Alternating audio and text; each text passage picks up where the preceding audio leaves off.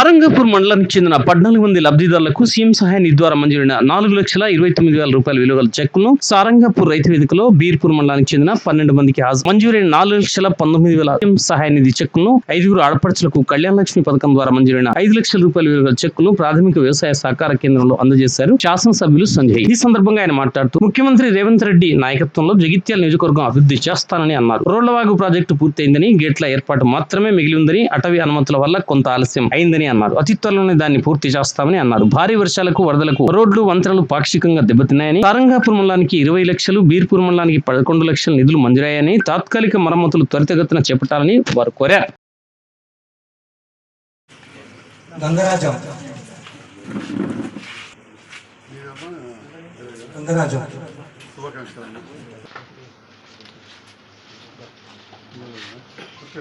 గౌరమ్మ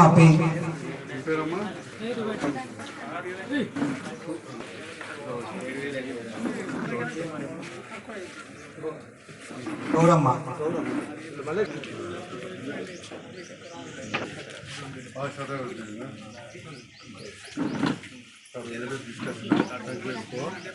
గంగయ్య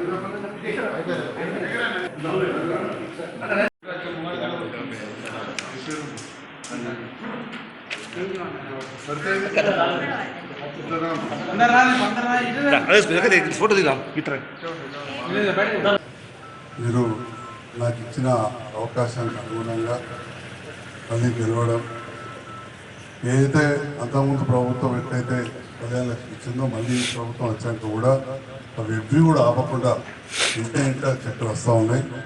ఈ ఊళ్ళలో కొందరు పెళ్ళైన వాళ్ళే రాకపోతే మీరు భయపడతారు. దాదాపు 500 పైన చెట్లు అంటే మన మండలం కూడా 20-30 ఉంటాయి. జగిత్యాల బ్యాంకు దగ్గర ఆగినాయి, పైసలు అయిపోయినాయి. అక్కడ ఏదో కారణం చెప్తా ఉన్నారు. అంతకుముందు కూడా ఒకసారి అశోక్ నగర్ బ్రాంచ్లో 800 చెట్లు అనుకుంటే నేనే పోయినా. నాకు 2-3 రోజుల కింద తెలిసింది. నేను ఇవాళ తప్పకుండా మిగిలిన వాటిని విడిపిస్తా అని చెప్పి 13 మంది బిల్లులు నాకు ఇస్తారు. మరి మా నాయకులు ఊరూరికే వచ్చారు. ఇక్కడ వేదిక పైన అందరూ ఉన్నారు. యువత 20 దవాఖాలు బీమారి కాగానే చూస్తున్నారు, వస్తున్నారు. 3 రోజులు వచ్చి నాకు ఆ ఫైల్ తెచ్చి ఇస్తారు. ఆ ఫైళ్ళు మా ఆఫీస్ స్టాఫ్, మా పిఏలు చాలా మంచిగా పనిచేసి మా తిరుపతి సార్, రవి సార్, అజిత్, శ్రీను, శ్యామ్ బండి తీసుకొచ్చి హైదరాబాద్కి వెళ్ళి మనం చెక్కులు పట్టుకొస్తుంది. అంటే అందరి సహకారంతో ఇదంతా జరుగుతున్నది. సహకరిస్తున్న మా నాయకులకు, అందరు కూడా అధికారులకు, ముఖ్యంగా మా గౌరవ ముఖ్యమంత్రి కొత్తగా ప్రభుత్వంలో రేవంత్ రెడ్డి గారి నేతృత్వంలో ప్రభుత్వం, రేవంత్ రెడ్డి గారు కూడా సామాన్య కుటుంబంలో, సామాన్య రైతు కుటుంబంలో చూసిన వ్యక్తి. ఆ సామాన్య కుటుంబంకి వచ్చి చదువుకొని ఇవాళ ఎన్నో కార్యక్రమాలు చేస్తారు. మొదలుపెట్టిన సంవత్సరం చాలా ఒడిదుడుకులు ఉంటాయి. ఇంకా ఇది రాలేదు, అది రాలేదు అనేది ఉంటుంది. ఎప్పుడైనా కానీ ఇల్లు చదువుకోవాలంటే మనమే వేరు పడితే 2 నెలలు పడుతుంది.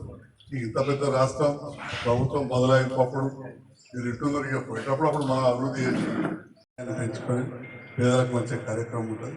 ఇట్లాంటి కార్యక్రమం పాల్గొన్న అందరూ కూడా నేను మీ అందరికీ హృదయపూర్వక ధన్యవాదాలు తెలియజేస్తూ, మనం కూడా చెప్పిన నర్సింహుల పాలెకాడ రోడ్ల వాళ్ళు పని పూర్తయి ఒక గేట్లు పెట్టుకునే ఉంది. అది జంగల్ అయింది.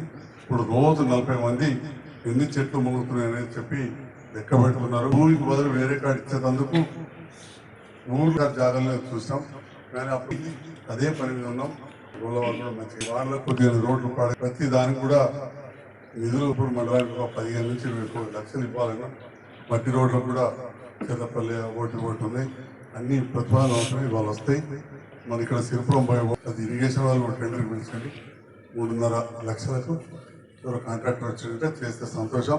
నేను కూడా టెంపరీ చేయించడానికి ఫ్లడ్ రిలీఫ్ కింద 1,20,000 మంజూరు చేస్తే ఇప్పుడు మందం సరిపోతుండే, కానీ ఇరిగేషన్ వాళ్ళు 3.5 లక్షలతోటి పిలిచారు. నేను కూడా సిఈ గారితో మాట్లాడినా తొందరగా చేయాలని చెప్పిన సంతోషం. ఆ కాంట్రాక్టర్ చేస్తే ఇప్పుడే ఎప్పుడు కాంట్రాక్టర్ లెస్లో మరీ తీసుకున్నానని అంటే వాళ్ళకి తెలియజేస్తూ, ఎక్కడన్నా మట్టియో అవో అర్జెంట్ కూడా చెప్తే కొంత డబ్బులు బాగా కాకుండా కానీ తప్పకుండా డిజాస్టర్ రిలీఫ్ చేయండి మనకి